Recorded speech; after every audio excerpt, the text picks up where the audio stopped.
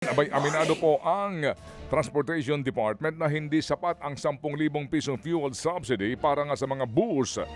Sa programang ito, ipinaliwanag po ni Transportation Acting Secretary Giovanni Lopez na ito ang dahilan kaya minamadali nila ang implementasyon ng libreng sakay. Yun nga lang, ito'y limitado rin po ang budget.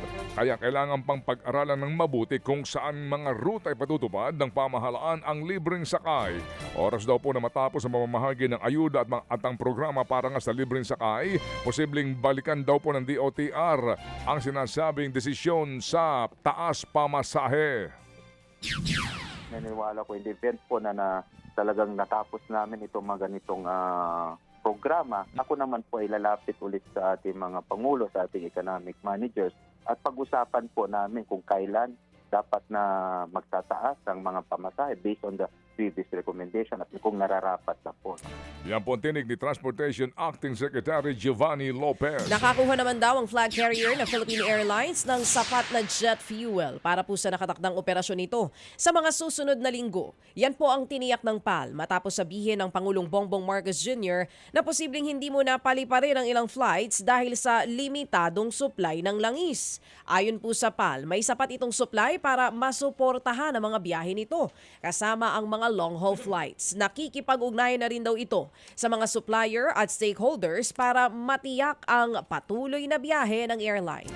Aprobado po daw ng Budget Department ang pag-release ng 2 bilyong pisong pondo sa Department of Energy para po sa fuel buffer stocking ng gobyerno. Ito nga kasunod ng pagdeklara ng State of National Energy Emergency. Paliwanag po ng DBM, hinugot ang 2 bilyong pisong pondo mula sa Malampayag Gas Fund sa ilalim po ng Special Account in General Fund.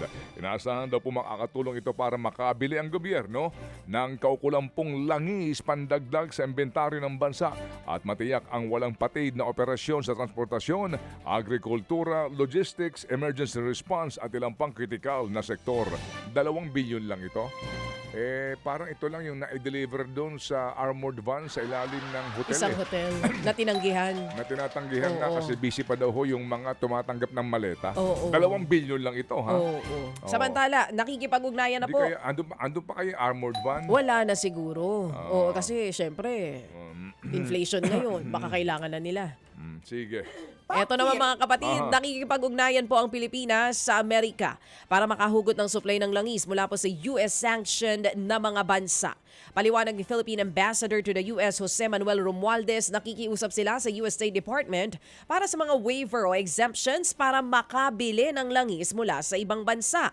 Ayon naman po kay Foreign Affairs Secretary Maria Teresa Lazaro, may posibilidad na buhayin ulit ang potensyal na joint exploration sa pagitan po yan ng Pilipinas at ng China. Mga kapatid, para sa iba pang mga balita at impormasyon, sundan niyo po kami sa X, Instagram, Facebook at syempre sa TikTok, True Network PH. Mag-subscribe din po kayo sa aming YouTube channel, True Network. May website din po tayo, truenetwork.ph at pwede niyo rin po kaming mapanood sa Channel 19 ng aming True FM TV. Lagi pa rin makinig sa radyo dito po sa 105.9 True FM dahil dito, laging true sa'yo, kapatid. Dito tayo sa totoo, tunay at tapat.